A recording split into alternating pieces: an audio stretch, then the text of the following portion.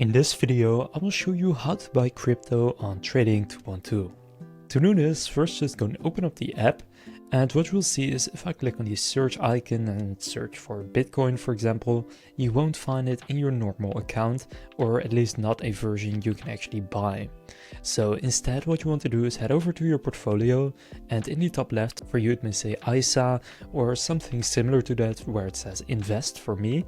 Just click on that drop down and then you will find a crypto account. Now, if you haven't opened it yet, then just like with the CFD account for me, it may say action required, in which case you need to answer a few questions. It's very simple, it just takes a few minutes, but from there just click on your crypto account and it will take you to a separate section where you can trade crypto. So here just click on search and now you will see it's only cryptocurrencies right here instead of stocks and ETFs. So what I'm going to do is just select Bitcoin right here. And then what you can do is click on buy, and here select how much you want to buy, click review order, and then just deposit some funds in order to actually purchase it. And then from there you can find it just like normal in your portfolio. So now you know how to buy crypto and specifically Bitcoin on Trading 212.